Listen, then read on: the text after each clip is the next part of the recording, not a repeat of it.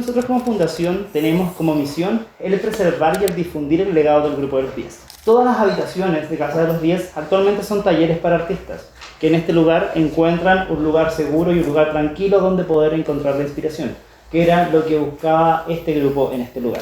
Les doy la bienvenida y espero que disfruten la charla del día de hoy con ustedes, Volantín de Cuadro. Muchas gracias, Ben.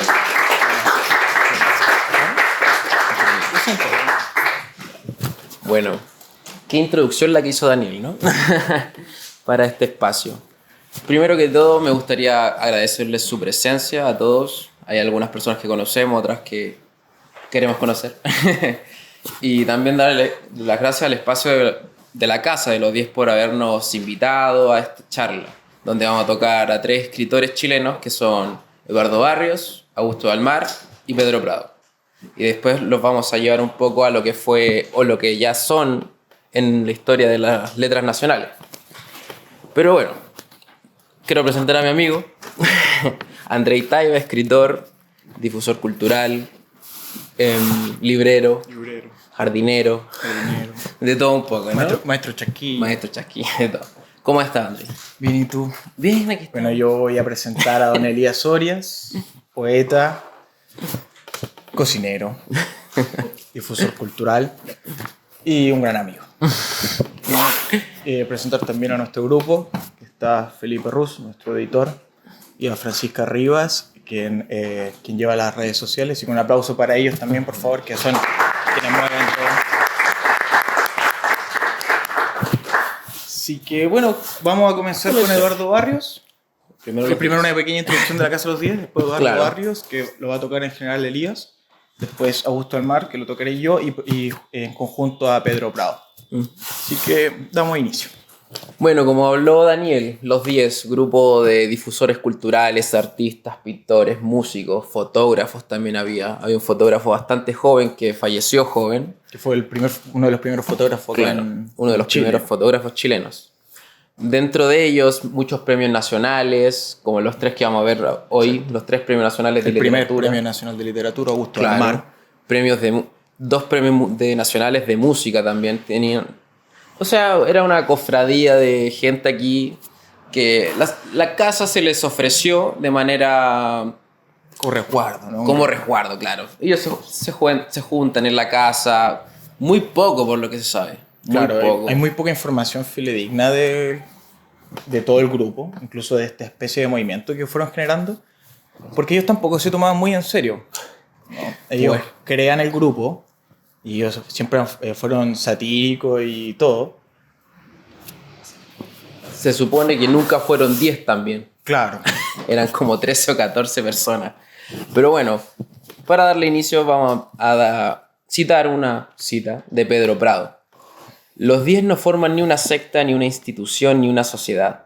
Carecen de disposiciones establecidas y no pretenden otra cosa que cultivar el arte con una libertad natural. Esta cita es la que más se repite en casi todos los libros que uno encuentra, o de la Casa de los 10 o de Pedro Prado, de cualquier autor. Aunque hay ciertas como correcciones que se van dando en el tiempo. Por ejemplo, siempre se ha dicho que eran bastante apolíticos, pero eso en realidad no fue tan así, ¿no? Porque tenían un sentimiento un poco antiburgués, a pesar de que muchos de ellos pertenecían a la burguesía o incluso a la aristocracia. Claro. Pero tuvieron un sentimiento de burlarse incluso de las artes actuales del país. Claro. Muy satírico. Incluso, por ejemplo, si ustedes ven la casa, tiene unas simbologías súper esotéricas, por ejemplo, cachos cabrillos, que les recomiendo la visita ya con Daniel para que sepan todo eso. Pero en burla, todo siempre fue muy satírico, las gárgolas, los símbolos, algunos se llamaban ocultistas, hacían todas parafernalias cuando llegaban los nuevos para asustarlos, para que no se quedaran con ellos. O sea, nunca se tomaron muy en serio, pero sí había un sentimiento de hermandad. Y lo otro también, ellos nunca lo llevaron a su obra, eso de lo satírico. No hay humor en su obra, son obras muy serias, directas, novela psicológica, sonetos. Entonces no llevaban la vida a la obra, podríamos decir. Bueno, ¿algo más que decir del grupo? Ya, voy a empezar con Eduardo Barrios, ¿ya?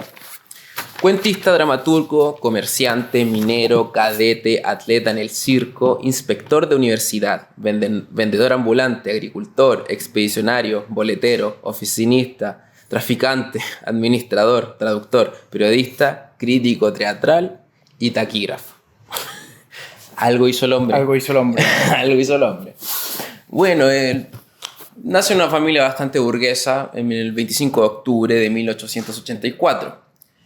Un hombre que viaja al Perú, se devuelve porque tiene demasiados comentarios racistas de ese mismo país. Claro.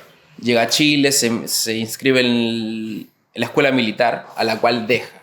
Porque dice que él está buscando una respuesta, pero no la encuentra nunca al final. Entonces ahí él empieza ya a escribir.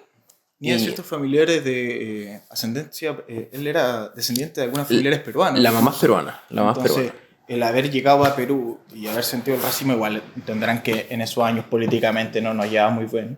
Muy bien. Peor que ahora, ¿no? Claro. Entonces, fue muy duro para él ir como difusor incluso de todo lo que quería, porque tal vez él no iba como escritor. Él iba a trabajar lo que podía, pero sí tenía una línea paralela de ir escribiendo. O sea, llegar y confrontarse políticamente lo ofuscó mucho. Bueno, como dije, muchos oficios, muchos trabajos tuvo él, y estos oficios no fueron acá en Chile. La mayoría fueron fuera del país. Fueron en Colombia, Bolivia, en Perú fue traficante de caucho, fue artista circense, si no me equivoco, en la selva. Y hacia Machu Picchu, hacia de todo. Entonces, esto lo va plasmando en su obra después. Esta parte de su vida, sí. lo satírico. Esto va a ser una parte, un entre paréntesis, porque Eduardo Barrios es uno de los escritores que uno no, dice, él no es parte de la Casa de los Días. Claro, incluso en algunas citas, como lista, él no aparece, Eduardo Barrios. Sí, que se reintegra posteriormente con la introducción de Pedro Prado. Claro, y es una persona tan seria en lo que hace y en lo que escribe, con obras como El niño que enloqueció de amor, que es una obra que mis padres leyeron en el colegio. Bueno, esto es todo de nuestra colección ya. Una obra que se leyó en el colegio, no sé si se sigue leyendo, yo no la leí en el colegio. Una obra bastante corta, es de la categoría novela corta. Entonces tendrá 70 páginas, una cosa así, muy fácil de digerir, pero sin dejar de lado lo principal de Eduardo Barrios, que es la novela psicológica. Tiene una forma de entrar en la mente de los personajes y en tu mente también, en la que otros novelistas no lo hacen. La mayoría de novelistas se quedan con el paisaje, con la descripción de lugares. Que veníamos de una corriente criollista. Claro, venimos con Blescan atrás, todo esto criollo. Aunque ellos no se alejan mucho de lo criollo. Claro, recién empieza el cambio el movimiento de los 10, como grupo literal, algunos lo toman como movimiento y otros como grupo, hace el nexo entre lo criollo y después piensen que cuando están ellos, no está Gabriela Mistral, no está Pablo Neruda. O sea, por ejemplo, las listas que se hacían de los autores, como por ejemplo, siempre está como, no sé, ahora los 4 grandes, ¿no? Bueno, no eran los 4 grandes en ese momento, eran otra lista. Los 4 grandes eran Augusto del Mar, Pessoa Vélez, que pone Prado. Entonces, ellos hacen el nexo. Por eso tenemos que pensar que vienen desde el criollismo. Es un puente. Y que ahora vengamos al imaginismo, al realismo. Ya hay un cambio ahí desde el naturalismo. Bueno, voy a decir una cita de Eduardo Barrios en sus memorias, en un libro que se llama Y la vida sigue, de 1925. Recorrí media América, hice de todo. Fui comerciante, expedicionario a las gomeras en las montañas del Perú. Busqué minas en Coyahuasi. Llevé libros en las salitreras. Entregué máquinas por cuenta de un ingeniero en una fábrica de hielo de Guayaquil. En Buenos Aires y Montevideo vendí estufas económicas. Viajé entre cómicos y saltimbanquis y como el atletismo me apasionó un tiempo, hasta me presenté al público como discípulo de un atleta de circo levantando pesas. Vamos a empezar un poco, bueno, voy a empezar yo, con la obra de Eduardo Barrios. Ya toqué un poco lo que es la novela psicológica, esto de entrarse en los personajes, como lo hace en El niño de enloqueció de amor, que es una obra que habla de un niño que literalmente se enamora de una persona mayor, de... ¿Cuántos años tendrá? ¿Unos 30 años? Una persona de 30 años y él iba todavía como en... Iba como en la básica. Iba en sería básica. Como algo aproximado ahora. Tendrá como 10 años el niño. Y se enloquece de amor por una familiar una amiga de la mamá, perdón. Y el niño se vuelve loco, o sea, dice que su lugar feliz es estar en una esquinita, solo, y así pasan los capítulos. A lo que voy es que en los mismos capítulos van de corrido solamente pensamientos de él. Exacto. Va de corrido. Él puede estar en una esquina hablando solo, después sale de la pieza, pero él no tiene ningún diálogo con nadie. Máximo, él habla de su madre, que lo mira feo, de que dice que no es un niño normal, porque él no juega como sus hijos, como sus hermanos, no juega. Él prefiere estar sentaditos. Él genera un engaño, por ejemplo, le miente a la mamá y dice que estuvo jugando la pelota. Claro. Para que no lo castiguen, porque todos lo retan porque él no juega con su hermano. Él miente y dice que va a jugar a la pelota, pero en realidad y se ensucia él mismo para poder llegar. Como que salta, para que esté. Para llegar sudando, llora por las noches de amor, dice como yo un niño voy a llorar de amor. No sabe por qué, o sea, no se entiende el mismo. Y aquí entra lo que se llama el camino del héroe, que supongo que les suena de alguna cosa, pero el camino del héroe débil. Este héroe que tiene que ir de a poco subiendo, pero nunca llega a ser el bueno. Claro, nunca. Nunca llega a ser nunca gana. Y ese es un tópico de Eduardo Barrios. Sí. Eduardo Barrios siempre toca el héroe débil. No es el héroe nunca sale victorioso porque viene desde la realidad. O sea, él, a pesar de que él ya está en la corriente del imaginismo, que hay como una pequeña diferencia entre el naturalismo, porque el naturalismo es el reflejo de la sociedad. El imaginismo te permite ciertas modificaciones dentro de la imaginación para poder contar la historia, ¿no? No es directa, no es un cortometraje, ¿no? No es un documental. Uh-huh. Hay cierta como edición dentro de la obra, a pesar de que sea fidedigna con la realidad. Claro. Y todo el tópico de Eduardo Barrios es así: el niño que enloqueció de amor, un perdido, por ejemplo. Gran Señor y Raja Diablos también. Raja Diablos. Entonces, siempre fracasan. Es un fracaso. El mismo niño, de hecho, se vuelve loco, lo llevan al psiquiatra, al final del libro lo llevan al psiquiatra. Claro, enfermo y... pensando cosas horribles, dice, ¿por qué me pasa a mí esto? Y bueno, en el prólogo de este mismo libro que teníamos los dos aquí, habla de que la empresa de este niño, que era enamorar a la mayor, ¿no? Y ella tenía otra pareja, tal, nunca se da. Es una cosa que el tipo al final tuvo una pelea con ella, ¿cierto? Tuvo una pelea. Se puso celoso de la otra pareja y no entendía nada el niño al final. Igual creo que había como una anécdota que no se sabe muy bien si es Magallanes Moure. Claro, que dicen que el niño que le concedió de amor fue Magallanes Moure, que era uno de los jefes de los 10, del grupo de los 10. Uno como de la como que también fue como que tuvieron problemas porque la replicaba que quería con la hermana, porque supuestamente la hermana de Magallanes Moure. Bueno, problemas que no se saben si son verdad o no. Claro. Y también tiene esta cosa, Eduardo Barrios, de meterse en la historia él mismo como narrador y como personaje también. El niño que enloqueció de amor, él mismo sale como que él recoge el diario de vida del niño. Claro, el narrador es alguien que recoge el diario del niño que enloqueció de amor. Claro, se podría decir que rompe la cuarta pared en ese sentido, sí, como se diría en estos días. Y bueno, en Gran Señor y Raja Diablos, que también es otra obra que se leyó en el colegio también, porque mis padres leían estas cosas, me dicen, casi con ese libro yo lo leí en el colegio. Yo lo estoy leyendo. Habla de un terrateniente mal portado, hecho a la antigua, con latigazos, pero empieza desde abajo también, es lo mismo. De nuevo empezamos con el héroe débil y lo lleva al fracaso, que lo lleva a la locura y termina con los carabineros en su fondo ya, porque era un déspota. Se parece mucho a lo de esta teleserie al Señor de la Querencia. Es casi una historia muy parecida. Pero bueno, a lo que voy es eso, el tópico del héroe débil y también la novela psicológica. El niño que enloqueció de amor sale en 1915, la misma fecha en que sale La Metamorfosis de Franz Kafka, el mismo año. No vamos a hacer muchos paralelismos, ¿no? Estamos hablando de una novela media de adolescente y Franz Kafka una de otra cosa. Pero claro, estamos hablando de que la época o la literatura está yendo a un camino, está tomando un camino. La novela psicológica, esto de ya no queremos más... La acción no pasa afuera, sino pasa adentro. Claro. Adentrémonos en la psicología de los personajes. Quiero que esto tenga más importancia, que tome el protagonismo el personaje, no el lugar, ni tampoco el hecho, sino la persona en sí. Ujú. ¿Algo que se me quede, Andrei? ¿Te suena? Un dato de Eduardo Barrios, Premio Nacional. Premio Nacional de Literatura, lo dijimos al principio, Premio Nacional, que lo ganó, si no me equivoco, por su obra Tamarugal. Se supone que esto no es que entres con una obra, sino es como por el conjunto, pero en ese mismo año publicó Tamarugal. El Gran Ciro Raja Diablo fue 2 años después, que es una de sus obras cumbres también, sí, conjunto con El niño que le conoce de amor. Y Bueno, fue miembro de la academia. Miembro de la academia, claro. Y fue director del Conservador de Propiedades Nacionales. Uh-huh. Doy la palabra. Y bueno, Eduardo Barrios es, como dentro de los autores de La Casa de los 10, como el más accesible.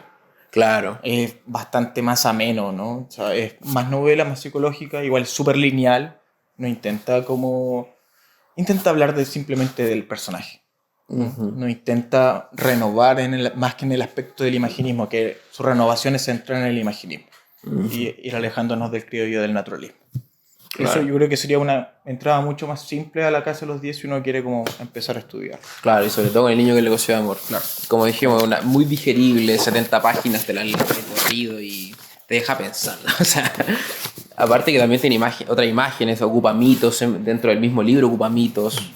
En El Gran Señor también ocupa mucho lo que es el mito, habla del macho cabrío, que Andrés lo dijo, que en la casa también hay machos cabríos por acá, esa imagen taurina, todo esto. Uh-huh. Te doy la palabra, Andrés. Bueno, yo voy a hablar de Augusto Dalmar. Bueno, ¿quién no hizo Augusto Dalmar? El poeta. Hoy se le reconoce más como novelista, en especial por esta obra que es de Juana Lucero. Y por La Pasión del Cura de Deusto. Pero en realidad en su momento él era importante por ser poeta. Igual que Pedro Prado, que después lo vamos a conversar. En realidad su gran importancia era por ser poeta, no era por las novelas que hoy tenemos. Bueno, él fue traductor, poeta, novelista. Disculpe. Para eso vine. Poeta, novelista, cuentista, sonetista, incluso se metió un poquito en la arquitectura, pero no llegó muy lejos en ello. Director de biblioteca. Que también fue, si ustedes se dan cuenta, todos estos personajes son muy multifacéticos, en especial todo lo de La Casa de los 10 hacían un poco de todo. Todo lo que igual tuviese que ver con algún ámbito artístico o algún grado en academia, en biblioteca, etc. Cosas importantes de Augusto Dalmar. Yo creo que también sonarían por ejemplo, que fue huérfano. A temprana edad vive junto a su abuela materna y él es criado con sus hermanas, ¿no? Porque lo abandona a su padre. Porque Augusto Dalmar no se llama Augusto Dalmar, se llama Augusto Thompson. Sí. Que mucha gente no sabe eso porque después todas las publicaciones son solamente como Augusto Dalmar, ¿no? Las primeras eran como Augusto Thompson. Las primeras dos fueron como por Augusto Thompson. Bueno, comienza su introducción como en diario, en revista, mandaba columnas, cosas así. La de la colonia tolstoyana lo voy a tocar, así que una de las cosas más importantes que fue el primer Premio Nacional de Literatura. ¿Ya? Eso es Augusto Dalmar generalmente hoy se lo recuerda solamente por eso. Sea bueno, sea malo, por desgracia lo único que se acuerda es porque uno ve la lista y está el primero, Augusto Dalmar. Y hay una anécdota muy buena, que no se sabe como todo lo de ellos si es tan cierta o no, que el primer Premio Nacional de Literatura al principio iba a ser privado, entonces eran como 50.000 pesos que se dice que se iban a regalar, ¿no? Y después como que lo intenta tomar al Estado y dice, bueno, pero le vamos a poner un impuesto a la cerveza para poder incrementarlo a 100.000 pesos. Y Augusto Dalmar se enoja, ¿sabes? Porque dice, ¿cómo? Bueno, ¿cómo? Me quitan al final me voy a tener que pagarle la cerveza a mi propio premio. Entonces como que se enoja un poco porque se lo quitan a la cerveza. Cosas importantes que hizo Augusto Dalmar, bueno, fueron muchísimas. Pero yo creo que una de las más grandes fue su influencia, que fue Carlos Pessoa Vélez, que fue el poeta chileno, que ellos empezaron a retomar y fue una de las grandes influencias, tanto Pessoa, bueno, como Kipling, Machado, Oscar Wilde, Solá, o sea, todo lo que sea clásico, pero Óscar Pessoa Vélez sale un poquito de ese rubro al ser chileno, y que era una generación anterior a Dalmar. Y también León Tolstoy. Esas creo que serían sus más grandes influencias. León Tolstoy. Aparte fue el modernismo, el naturalismo, la política, el urbano, el budismo, el catolicismo, el hinduismo, el esoterismo, el romanticismo y la guerra. Porque él también tuvo como... estuvo de embajador y también tuvo ciertos problemas en la guerra. Se metió en la guerra, tuvo unas llagas, abandonó la guerra. Pero no acá, obviamente. No acá. Fue en Europa. Fue en Europa. Pero se metía en problemas en todos lados, era un personaje. Era un dandy también. Por ejemplo, llegaba a las conferencias y siempre llegaba último. Nunca le gustaba llegar a la hora y preguntaba a la hora para llegar tarde. Y porque le gustaba como mucho ser provocador.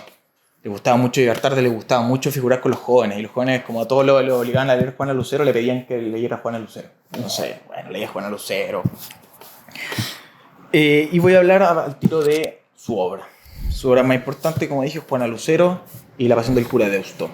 ¿Por qué son tan importantes esta obra? Bueno, la primera, porque Juana Lucero trata también de una mujer abandonada que habla del barrio Yungay. Entonces, como que ahí se tomó mucho como patrimonio. Y esta mujer, bueno, es una pobre mujer, terrible, le suceden todas las cosas terribles que le pueden pasar, y aparte es violada. Entonces, fue uno de los tópicos porque él habla de los hombres de una manera igual súper peyorativa y negativa que no era tan acostumbrada al momento. Porque el criollismo lo que intenta hacer es reflejar y buscar la figura nacional dentro de nuestra patria, ¿no? A traer un poco de patriotismo. Exacto, veníamos influenciados de toda la lectura europea, entonces se dieron cuenta que no había una imagen propia, no había una influencia personal de lo que nosotros pudiéramos decir literatura chilena. Entonces siempre elevaban a todo lo que fuese chileno, tanto el patrón, tanto la sirvienta, todo, o sea, todo tenía hasta el mismo campo. Hasta el mismo campo, ¿no? Era casi algo bucólico y una égloga, pero en realidad no era así. Entonces Augusto Almar es uno de los primeros que lo dice como más o menos tal como es, ¿no? Igual todavía está la corriente del imaginismo y de la novela psicológica. Juana Lucero, la mitad del libro es ella conversando con su inconsciente, ¿no? O sea, es su subconsciente y conversando. Y eso es. Por eso también es bien agotadora la novela, a pesar de que haya sido obligatorio. Y el Cura Deusto también es muy, muy importante, que fue también rescatado por el crítico Alón, para que los que lo ubican. El crítico chileno del siglo pasado, el más importante, y porque él trata de un sacerdote y un monaguillo que se enamoran, ¿no? Entonces él fue uno de los primeros en tocar la homosexualidad de una forma más seria, porque en la novela se habían tocado la homosexualidad, pero siempre era un poco para la risa, un poco para la chacota, era como el bufón. Volvemos a lo mismo del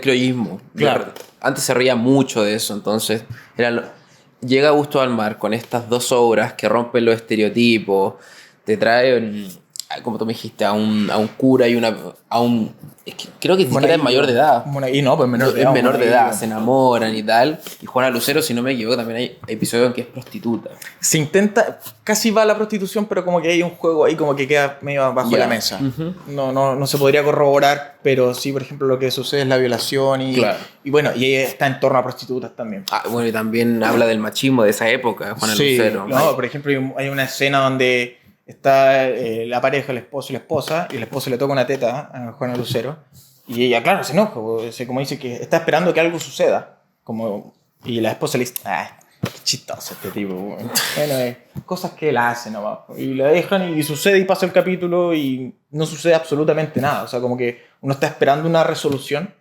pero en realidad él lo deja como lo era en la época también, ¿no? Claro, eso es lo que trata de hacer Augusto Almar. Claro, reflejar, era muy... por eso, este tema de que en realidad no eran políticos, tal vez no eran partidarios políticamente de un sector, pero sí tenían un ámbito político dentro de la acusación generalmente, ¿no? Claro. Igual que Eduardo Barrio en el norte hablaba sobre... porque en El Perdido como que habla todo el norte, todo lo que es terrible, Claro. Siempre intentan mostrar lo que es la realidad, pero dentro cambiando ciertas cosas, no es realmente puro. Claro. ¿Qué otras locuras hizo Almar? La colonia. La colonia tolstoyana. La colonia tolstoyana, bueno, viene obviamente de Tolstoy. Era un intento de crear como unas supuestamente reglas para poder vivir de una mejor manera, ¿no? O sea, tienen una... Todo nace porque empezaron a perder la agricultura y empezaron a perder, todo se fue a las minas. Entonces la gente que vivía en el campo empezó a volver a la ciudad y en la ciudad ya no querían vivir, etc. Entonces dijeron, ya, vamos a hacer una colonia tolstoyana, vámonos a ir al sur, vamos a hacer unas lucas como sea. Y Pedro Bravo tal vez nos regale unas tierras. Y era broma, porque Pedro Prado era muy pobre. Entonces dice, ya que nos va a arreglar unas tierras y vamos a ir a colonizar algunos mapuches. Y vamos con algunos centellinos y vamos a hacer una colonia donde, no sé, pues, no puedes matar, no puedes... es como un tipo de manifiesto, un tipo de estas reglas cristianas, ¿cómo se llama? Los mandamientos. Los mandamientos, pero de Tolstoy. ¿Ya? Claro, seguían lo de este escritor ruso, Claro. la escritura de este escritor ruso, y decían, vivan como ellos. Vivan como ellos, claro. Y fueron a vivir. Lo intentaron. En realidad lo intentaron porque nunca era imposible de hacerlo realmente. No tenían ni los recursos ni la gente necesaria. Entonces está Augusto Olmar y Santibán, que los dos escriben sobre la memoria tolstoyana. Los dos hacen como un pequeño libro. Y ellos como que, no sé si se contradicen, pero Augusto Olmar es mucho más optimista que Santibán. Pues Santibán dice, bueno, en realidad no vamos para ningún lado. Claro. Pero bueno, fue bonito intentarlo. No era tan fácil ir a colonizar Mapuche ni llevar gente de Santiago a vivir en el campo porque, claro, bueno, Augusto Olmar sí fue agricultor, pero todos los otros no tenían ni idea de nada. Entonces como que se convirtió como en un grupo súper fetiche. Entonces iban los fotógrafos, los pintores, los escultores, iban allá un ratito porque estuvieron como un poco en el sur. Y claro, sacaban fotos, pintaban y se devolvían todos. Entonces no tenían a nadie en realidad. Bueno, siempre nos quedábamos conversando los mismos y eran 3 pelagatos intentando hacer una colonia. Entonces en realidad nunca les funcionó para nada. Igual fue como algo que marcó Chile en ese momento. Porque claro, no era algo, era una cuestión súper utópica. Y como que habían personajes como Pedro Prado y Augusto Olmar y todo esto, que algunos decían, tal vez lo hagan, o sea, tal vez en una de esas lo logren. En realidad fracasaron terriblemente. Bueno, de la colonia tolstoyana, dice Augusto Olmar, han salido a contar anécdotas y oídas quienes no tuvieron ocasión de compartirla. Solamente yo, que la promoví, no he dicho de ella la última palabra. Y si me apuran, ni siquiera he dicho media palabra. ¿Acaso porque para mí haya cosas sagradas? No, o sea, el tipo rayaba la papa con la colonia. Rayaba harto. Todo esto de la colonia tolstoyana y el grupo de los 10 hay un símil muy importante que es la pérdida del símbolo. Porque se han perdido como ciertos valores dentro del espectro social. Porque ya el catolicismo estaba en decadencia. Por eso ellos hacen todos estos símbolos esotéricos, pero en realidad no los creen, como los nombramos al principio. Entonces también buscan una especie de guía. Por eso también recaen en la colonia tolstoyana. Por ejemplo, con el cura de Osto, ya hay una acusación hacia la iglesia. Ya sí hay una acusación sobre el abuso. Claro, una cosa más directa. Ya en Juan Lucero ya hay una vocación hacia la violación. Entonces son cosas que ya está tratando Augusto Olmar porque él entiende que hay un lugar perdido. Y esto es algo que es frecuente incluso en Eduardo Barrios. Un perdido. El perdido. Entonces, todo viene con una corriente que los lleva a la colonia tolstoyana, pero que no pueden lograr. Hay otra cosa también que se dice, que Augusto Olmar tenía una cuestión con la esposa. Porque él decía que un escritor no podía tener esposa. Porque te quitaba mucho tiempo, pero él era como muy estricto. Entonces decía, si tú tienes esposa, tú tienes que dedicarte a tu esposa, tienes que dedicarte a tu familia, tienes que dedicar... Entonces dije, un escritor no puede ser eso. No podría cumplir las dos facultades de la manera correcta. Ahora, después se descubre que Augusto Olmar era homosexual. Por ciertas cartas. Entonces, bueno, uno puede hacer esa conexión o no. Yo no estoy diciendo que sea cierto. Yo estoy solamente mostrando porque en realidad pueden haber convivido perfectamente esas dos visiones. Claro. Pero también da una cosa para pensar, igual que lo que pasó a Alon. Alon fue un gran defensor de Augusto Olmar. Y cuando se descubre que Alon era homosexual, también como que dijeron, bueno, los dos son homosexuales, ¿cómo no se van a defender? ¿Sabes? Como que también lo intentaron rebajar a ambos dentro de la época. Porque pensar que Alon era ultramente cristiano. Ultramontanista. Era una ultramontanista, ¿no? Entonces, también fue como un juego, igual lo intentaron bajar a los dos, ¿no? Fue como un... Y generalmente uno cuando busca Augusto Olmar, en ningún lugar encuentra uno que es homosexual. No. Como que tuvimos que buscar y después de hacer el podcast de Augusto Olmar, después lo subimos. O sea, fue por estar leyendo otras cosas, pero no se refleja nunca directamente en la obra. También tenía una cuestión de que era antivicios. Viene de lo mismo que hablas tú, de lo de la esposa. Manuel, por favor. Viene lo mismo que tú hablas de las esposas, que él, como era tan estricto en ese sentido, decía lo mismo, que el escritor no podía escribir borracho, por ejemplo. Claro. Claro, él tuvo muchos viajes, no lo dijiste en su vida, pero Sí, bueno, Augusto Almal es el hermano de el Errante. hermano errante le llaman. Que el tipo estuvo por Medio Oriente, Egipto, Marruecos. Era embajador. Fue embajador. Entonces el tipo se nutre de todo esto. Tiene un libro que se llama Nirvana. Y entonces todas las religiones del Oriente también se ven reflejadas en este pensamiento. Claro. Exacto. Y bueno, el hermano de Errante le decían porque él nunca estaba en las reuniones. O sea, Claro. era una forma de molestarlo a él porque, claro, como que está en el grupo de los 10, pero en realidad nunca está presente. Entonces lo molestaban y le decían al hermano errante como un juego, ¿no? Más despectivo, pero era un juego. Uh-huh. Bueno, entonces tenía todo esto antivicio. También, no me entiendo mi letra. No, ya lo dije eso, la antiesposa. Bueno, tiene esta crítica social, política, y aquí Alonso sobre Augusto Almar. Pueden hacerse de la obra infinitos reproches de toda clase, pero no se le puede negar el extraordinario valor expresivo, escenas y cuadros de primer orden, variedad de personajes y vibración divina intensa, malsana si se quiere y de ningún modo vulgar. A Augusto Almar igual se le criticó varios por su simpleza de la forma de escribir. Sí. Porque es un tipo que al final es lo que él acusa lo importante. En realidad no es que tenga una prosa tan deliciosa. No es como que uno diga, oye, este personaje me fascina, me llevó a pensar en ser como él o ser él. No sucede, o aunque sea a mí y a muchas de las personas, por lo mismo que está citando Alon, no les pasa. Entonces fue muy criticado por ello. Entonces Alon sale como en un poco de la defensa que le dice, bueno, podemos criticar como el estilo, la pluma, pero no podemos criticar otras cosas que sí hace ejemplarmente. Claro. Bueno, él fue también uno de los primeros que toca de lo popular a la palestra, pero de una forma un poquito más jocosa. No vamos a decir que era satírico, no podemos llegar a ese punto. Pero hablemos de que Juana Lucero está hablando de una persona que vive en la calle. Claro. Y se va a vivir con gente que vive en la calle. Y la gracia de eso también es que, por ejemplo, ponía nombres y apellidos que se parecían a los que vivían en Yungay. O sea, no lo hacía como directamente, pero no lo podía hacer, si no lo iban a guayar mucho. Pero intentaba hacer como algunos símiles de nombres, como siempre en esta forma de acusación, ¿no? Siempre eran personajes terribles, todos eran muy malos, nadie se salvaba, todos eran buenos y malos, ¿no? Pero siempre había una cuestión de acusación. Y voy a cerrar con una cita de Ricardo Lacha, con la aparición del naturalismo. La interpretación de la capital asumió aspectos nuevos que ahondan en la miseria humana y en los sórdidos ambientes que el convencionalismo anterior rehusaba analizar. ¿Qué se refiere con ello? Se refiere al criollismo de lo que comentamos, ¿no? El criollismo siempre intentó enaltecer la patria porque no había patria. No había una forma donde las letras se formaran chilenas. Que claro, no hay romanticismo acá en Latinoamérica. Exacto. No hay romanticismo. Como no ha habido romanticismo en Latinoamérica, no se pudo crear el mito propio, y de eso también vamos a tratar en Pedro Prado ahora. Pedro Prado, vamos a hablar los dos ya un poquito más sueltos porque es no queremos decir que es la cabeza del grupo de los 10, pero sí era como el más joven, el más movido, era quien representaba la esencia de la Casa de los 10. Claro, hay unas anécdotas de él que se ríe de gente. Él era el que estaba en la puerta ahuyentando gente acá afuera. Claro, se ponían máscaras, se vestían. Él era.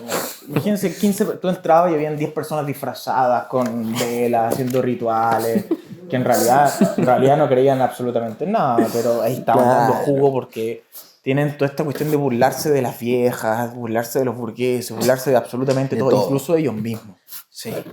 Bueno, entonces, escritor, poeta. Para mi ignorancia, me gustaría situarlos en tiempo. Estamos hablando de que ellos nacen en 1900. El principio del siglo pasado. En sus actividades fueron en los años 20, generalmente. Sí. 1920. Y conforman como colectivo más o menos en esa época. En el 20. En el 1920. Claro.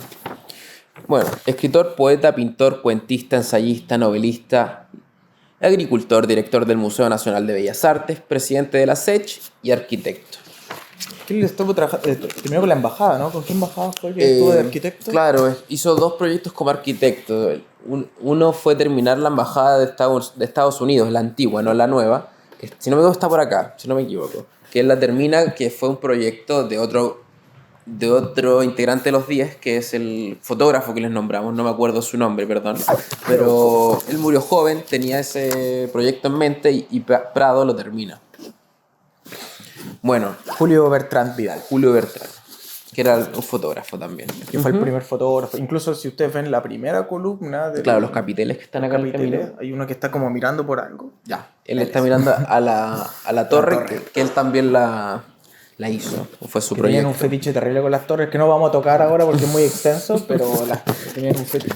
La torre no funciona, nunca funcionó. Solamente Es se fachada, ve. es Uno no fachada. puede subir a la torre. Pero bueno, el 8 de octubre de 1886 nace Pedro Prado Calvo en Santiago, hijo de Absalón Prado Absalón. y Laura Calvo Maquena.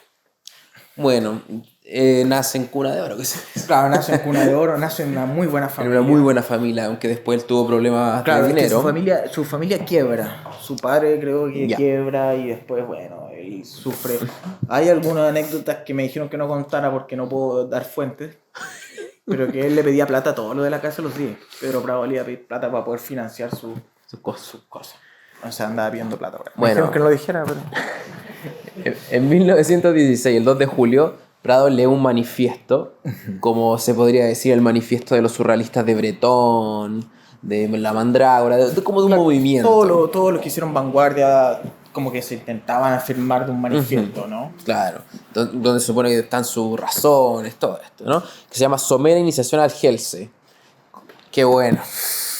Es muy burlón. Es burlón. Es una sátira al manifiesto en sí. Es una sátira, sí. A ver. Sí, un poquito. Porque como se han dado cuenta, ellos no tienen una corriente política directa entre ellos mismos. O sea, entre ellos mismos tienen diferencias políticas. Sí. Al final lo único que los forma entre ellos es el arte y burlarse. Bueno, voy a citar un poco de este manifiesto que dice: los 10 deben obedecer ciegamente al hermano mayor. Lo que él diga se hará, pero no hay temor de que diga cosa alguna, porque nadie sabe cuál es el hermano mayor, y cada uno puede y debe creer que él lo es. O sea, es un poquito... El líder es un ser ficticio. No hay Claro, una manera de reírse de esto, de estos líderes. Haciendo la talla decimos, como nos llamamos Volantín de Cuero, decimos, Don Volantín te va a pagar, porque como nunca le pagamos a nadie, entonces decimos, es como ese ser ficticio, ¿no? Hay un supuesto y falso líder que va guiando, entonces como que lo ocupan de excusa para absolutamente todo, pero en realidad no existe, no hay nadie es el líder. Hay como ciertos cabecillos, como dijimos, que en este caso es Pedro Prado, porque O Magallanes Moure, pero en realidad no hay un líder real. Claro, ese es como el manifiesto y ya nos da como el sentimiento de a qué van estos tipos. Claro. ¿A qué van? O sea... Bueno, sí. La Casa de los 10 nace por una charla que tiene Pedro Prado con... no me acuerdo el nombre. Bertrand. Que le están hablando así como, oye, ¿sabes que estamos haciendo cosas? ¿Habrán más intelectuales o autores que estén haciendo caso? Y él le dice, bueno, habrán tal vez unos 10. Se burla. Entonces por eso le ponen el grupo de los 10, pero en realidad nunca fueron 10. Son los X. En realidad parte con los X, o sea, en realidad era un número X, como si fuese N, ¿no? O sea, en el sentido de que... El número romano. Podría haber sido cualquier cosa, da lo mismo, lo que seamos. Claro. Entonces, todo nace desde la sátira, pero en sus obras no son satíricas, si se dan cuenta. Claro. Entonces hacen como esa ruptura. A ver. Empieza tú. Bueno, una de las grandes cosas, bueno, sus influencias principales son el siglo de oro, Gabriela Mistral, porque ellos fueron muy amigos entre Gabriela Mistral y Magallanes Moure, que fue el que también fue parte de la Casa de los 10. Incluso Magallanes Moure fue quien recita los poemas de Gabriela en Los Juegos Florales, cuando los sonetos de la muerte. Cuando gana. Porque Gabriela Mistral no le dio vergüenza leerlo, entonces le pide a Magallanes Moure que vaya a leer sus poemas. Entonces Magallanes Moure va, entonces todos ellos fueron como bien defensores, igual de Pedro Prado también fue defensor de Gabriela y fue defensor de Neruda. Y Neruda después, cuando pasan los años, Neruda igual le escribe con buenos comentarios en la crítica. Claro, y por eso también como que se mantiene un poco más en el tiempo Pedro Prado, a diferencia de otros. Si uno piensa en la Casa de los 10, como que generalmente piensa en Pedro Prado.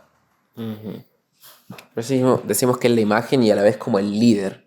Pero claro, los líderes eran otros y no había líder, como dicen ellos, pero puede que haya y no. No hay líder al final. Pero bueno, un intelectual. Era un tipo, personaje completo. Un tipo que leyó mucho, que estudió mucho, se ve en su obra, ¿no?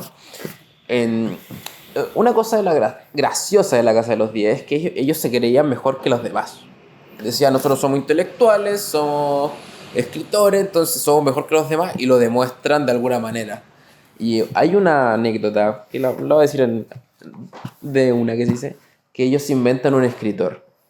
Ellos inventan un escritor, van al mercado central, creo, para allá, no, para allá creo, y ven a un tipo barbón, alto, bien vestido, estaba bien vestido. Que vende pollo. Vendía pollo en la calle. Y le sacan una foto. Y los tipos le inventan un nombre que es... perdón.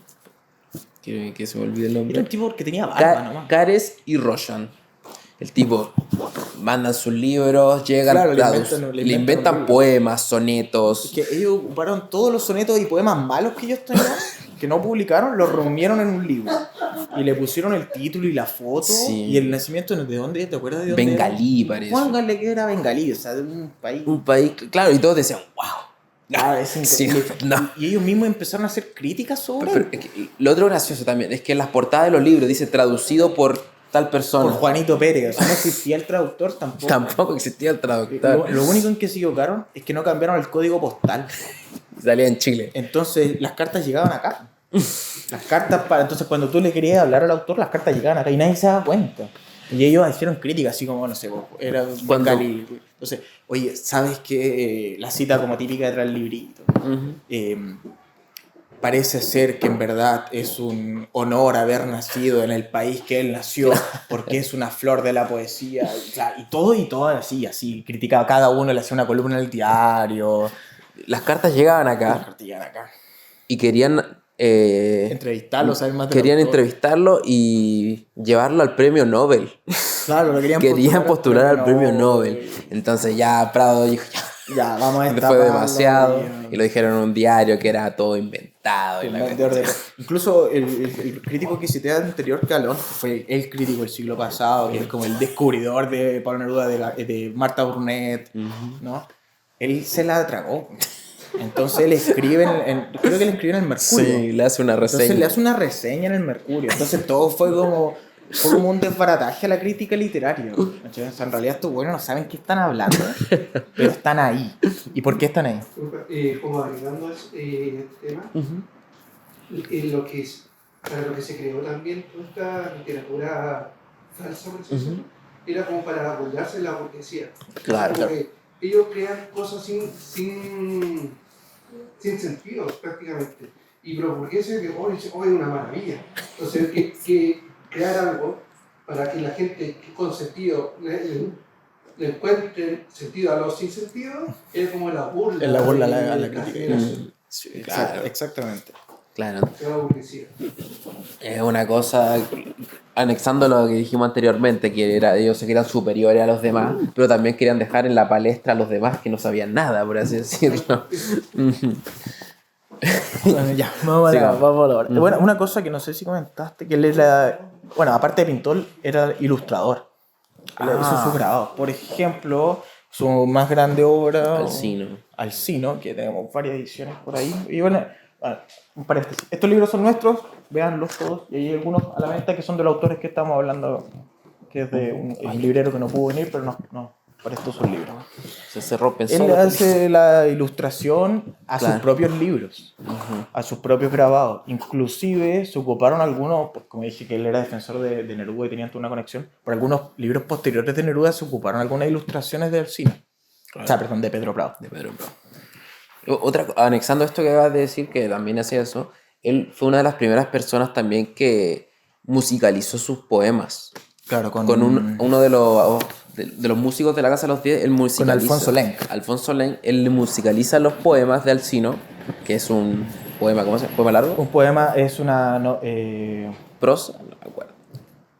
un poema novelado. Poema novelado. Un poema novelado. Bueno, él se lo musicaliza y eso también está perdido, todo eso. Claro, no se sabe si es cierta cómo sonaba, pero no hay Claro. partituras De hecho, exactas, se perdió todo. Lo de Alberto Lenk también está en el... ¿Cómo se llama esto? En lo de las columnas, en los No. Al lado de la Biblioteca Nacional. En el archivo. En el archivo nacional está lo de Pedro Lenk, pero no está ordenado. Está, pero no está. O sea, no... Nadie ha hecho un estudio directo Eso. de su obra. Entonces, tampoco se tiene de Lenk muchas cosas. Igual mucha influencia que ha tenido, y por qué también se ha mantenido Pedro Prado, es por las influencias que han tenido las familias después. O sea, al final esto ya pasó hace se cumplen 100 años de la torre. Piensen en eso. De la torre, ya vivían acá. O sea, las familias igual han tenido una influencia directa en cómo se ha mantenido la obra de cada autor y de la visión que tienen de cada autor. Por eso como que mucha gente cuestiona de que Pedro Prado en realidad haya sido líder, porque en realidad no había líder. Y muchos más dicen que era Magallanes Moura en realidad el jefe de todo. Jefe de todo, ¿no? Pero bueno, llegando más a la obra, Alcino. Vamos a tocar un La poquito obra. Alcino. La obra, Su obra. su obra, ¿no? ¿Qué es Alcino? Alcino es un niño, Un poema novelado. un poema novelado que quiere volar y le salen alas, pero su castigo es poder escuchar lo que hablan de él. Eso más o menos para que si alguien lo quiera leer. Pero ¿cuál es la gracia de Alcino? Partamos con su construcción. Su construcción son a pequeños capítulos de 4 páginas aproximadamente, pero es casi un poema. O sea, cada capítulo es un poema. Incluso en esta imagínense que ya es la 7ª edición. Claro. Se perdió el título de que puso Pedro Prado Alcino, que abajo era un subtítulo de poema novelado. Hay muchas rarezas. Dicen que es una novela sola, que es una prosa, pero no, es un poema Es un novelado. poema novelado donde hay una escritura desde un lugar y por un lugar, cosa que no sucedía tanto anteriormente al escribismo porque era un lugar X, ¿no? Por ejemplo, si uno lee a Marta Brunet, es una chacra, pero no sale qué chacra es. Claro. Tiene un nombre específico, igual como lo hacía Bombal. En vez, tanto como lo hizo Juana Lucero, que habla del barrio Yungay, Pedro Prado también hablaba de su chacra. O sea, desde su lugar, Claro. él escribía y su entorno de la obra tenía un lugar personal. Claro, Eduardo Barros también lo hace en Gran Señor y Raja Diablos. Habla del norte. Habla de regiones con nombres. Sí. Ya. Y bueno, una de las gracias de Alcino, que fue el niño novelado. Hoy nosotros, cuando pensamos en un niño novelado, pensamos en Papelucho. Ya. Para hablar bien de eso, que hay muchas personas que dicen que todos los países tienen un niño novelado. Pensemos en Ícaro, ¿Tú te sabías el otro? El Ícaro. Ya, en Ícaro, pensemos en Ícaro. Papelucho. Claro, se dice que nuestro niño novelado es Papelucho. Hoy, claro, hoy. En su momento fue Alcino. Claro, Alcino que tiene todo. Por eso digo a Ícaro, porque tiene el símil. parálisis con el Ícaro. Igual, esto fue muy influenciado también por la crítica. Por ejemplo, Gabriela Mistral nombra también a Alcino como nuestro niño novelado. Entonces también ahí hay una influencia directa desde otros autores, como hemos dicho. O sea, también lo que generó la crítica después de la vida de estos autores es como también lo hemos visto en este momento. Claro. Porque el mito chilenizado del niño Alcino es el niño novelado del momento. Es el mito que se genera desde el costumbrismo, Claro. al chilenismo. Porque pensé que tenemos criollismo, costumbrismo, naturalismo, imaginismo. Bueno, no nos vamos a meter más, pero más o menos para que veamos el nexo que se va generando. Y es donde Alcino queda como el gran mito, el mito contemporáneo dentro de su momento, ¿no? Y eso es una de las grandes importancias que después obviamente Papelucho se lo quita porque hoy nadie piensa en un niño novelado, piensa en Alcino, ¿no? Nadie piensa. Naturalmente uno no le pasa al niño para que lea Alcino, no le pasa un Papelucho. Claro. A ver, otra de las importancias de Pedro Prado como escritor ya, él es el introductor del verso libre, como introductora. Pablo Neruda lo quiere mucho por eso mismo, porque él lee a Pedro Prado todo lo que es el verso libre, siendo que Pedro Prado escribió soneto, muchos sonetos. Claro, terminó su vida escribiendo al final de soneto. su vida él terminó 15 años escribiendo solo soneto clásico. Solo soneto. Que algo igual propio de la época era como bien fetichista, como terminar tu último año escribiendo puro soneto. Era como algo que se daba más o menos, pero no 15 años. ¿no? Claro. O sea, la gente sacaba un libro de sonetos como para ya en su vejez como decir, mira, también puedo escribir sonetos, porque es como muy de fetiche. Pero él estuvo 15 años, él fue uno de los más grandes compositores de sonetos y él se le recuerda como, nosotros siempre le decimos la talla en el podcast, Don Soneto, ¿no? Porque en realidad en los diarios salía el Don señor Soneto. de los sonetos. Claro. ¿Cachai? O sea, y hoy nadie lo recuerda en realidad Por sonetista. por sus sonetos, es más por su novela. Y eso es algo que ha pasado con muchos autores que tal vez en su momento son importantes por algo, pero en realidad el tiempo los aplasta en ciertos y los va sacando por otros lados. Eso pasa mucho. Y bueno, introductor del verso libre, como dijiste, igual hay que entender el verso libre muy específicamente porque en realidad es un verso métrico, pero es un verso no rimado. Claro. ¿Sí? O sea, en realidad el verso tiene métrica hasta cierto aspecto, pero no es rima. Y eso es algo que quien hace muy importante para un Neruda. 20 poemas de amor es un alejandrino, todos son alejandrinos, pero no son rimados. Entonces es algo que se dice que también tomó mucho de Pedro Prado. Se dice. Igual hay cartas entre medio que se lanzan, que se dicen, son comentarios buenos entre ellos. Pero claro, aquí tenemos una cita de Gabriela que dice: era por allá el año 14 el plexo solar de nuestra vida literaria, refiriéndose a Pedro Prado. Claro, es que Pedro Prado también tenía un nexo muy importante con Europa. Entonces él traía muchos textos de Europa al pueblito Chile. Entonces él era muy importante las cosas que traía. Era como que, por eso él dice el plexo solar, era quien nos iluminaba, ¿no? Él quien traía. Y también hay como dijo, Gabriel era más joven, entonces traía el cambio generacional. Pedro Prado fue el gran nexo del cambio generacional, porque él era uno de los más jóvenes de la Casa de los Días. Claro, o sea, si nosotros leímos a Gabriela leía a Pedro. Exacto. Una cosa así para hacer la conexión. Neruda leía a Pedro Prado. Claro, y así.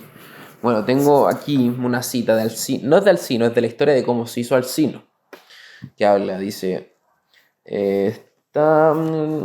los hijos de Pedro Prado lo miran y empieza a contarle un cuento, como, no sé, para hacerlos dormir, una cosa así, dice. Este era un chiquitín jorobadito que tenía alas y volaba.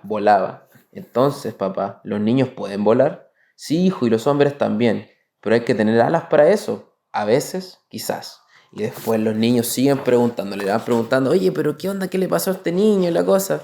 Y le dice, él dice que tiene alas, ¿ya? ¿Y cómo se le salieron las alas? ¿Dónde vivía? ¿Puede volar como los pájaros? ¿Puede cantar como ellos? ¿De qué se alimenta? Etcétera, etcétera, etcétera. Y ahí él empieza a escribir Alcino, como una respuesta a sus hijos. Esto mismo de sus hijos es una de las más grandes influencias de Pedro Prado. Claro, son sus hijos. Porque él no sé cuántos hijos tuvo. 7, 8. 8 hijos, creo.